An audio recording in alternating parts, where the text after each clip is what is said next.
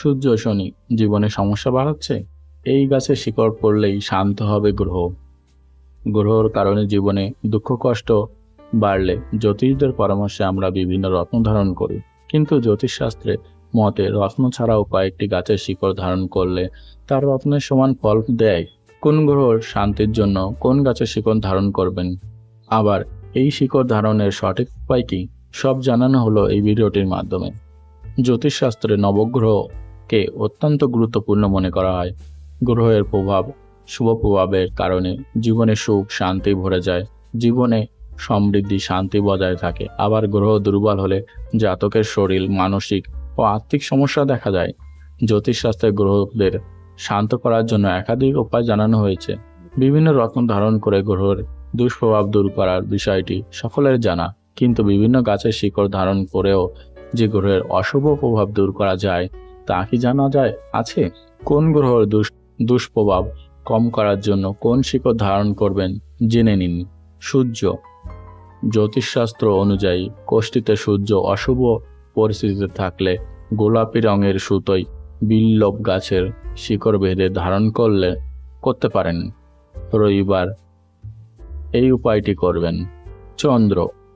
এই গ্রহের দুষ্প্রভাব থেকে বাঁচার জন্য সোমবার সাদা সুতোয় ক্ষীরনির শিকড় বেঁধে ধারণ করুন, সুফল পাবেন। মঙ্গল। এই গ্রহকে ব্যক্তির কোষ্ঠীতে পরাক্রম ও সাহসের কারক মনে করা হয়। মঙ্গলকে মজবুত করার জন্য অনন্ত মূলের শিকড় লাল সুতোয় বেঁধে ধারণ করুন। বুধ। বুধ গ্রহ শান্তির জন্য বিধারার শিকড় সবুজ কাপড়ে বেঁধে পড়তে পারেন। বৃহস্পতি।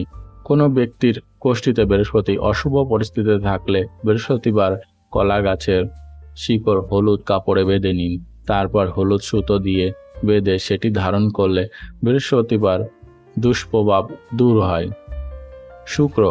শুক্রবার জগডুমুর গাছের শিকড় সাদা কাপড়ে মুড়ে ও সাদা সুতো দিয়ে বেঁধে ধারণ করলে শুক্র ব্যক্তির জীবনে শুভ প্রভাব বিস্তার করতে শুরু করবে। শনি। শনি দোষ থেকে মুক্তি পেতে শনিবার শমী গাছের শিকড় নীল কাপড়ে মুড়ে নীল সুতো দিয়ে বেঁধে ধারণ করুন। শনির প্রিয় গাছ, এই গাছের শিকড় ধারণ করলে শনির অশুভ প্রভাব দূর হয়ে যাবে। রাহু। জ্যোতিষশাস্ত্রে রাহুকে ছায়া গ্রহ বলা হয়ে থাকে। এই গ্রহ অশুভ প্রভাব দূর করার জন্য বুধবার একটি সাদা চন্দনের টুকরো নীল কাপড়ে মুড়িয়ে নীল সুতো দিয়ে বেঁধে ধারণ করুন, এর ফলে রাহুর প্রভাব দূর হবে। কেতু। রাহুর মতো কেতুও একটি ছায়াগ্রহ।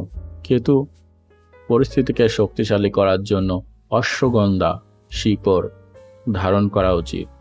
বৃহস্পতিবার নীল কাপড়ে নীল সুতো দিয়ে শিকড় বেঁধে ধারণ করলে সুফল পাবেন। আজকের ভিডিও এই পর্যন্ত, আবার নতুন ভিডিও নিয়ে দেখা হবে।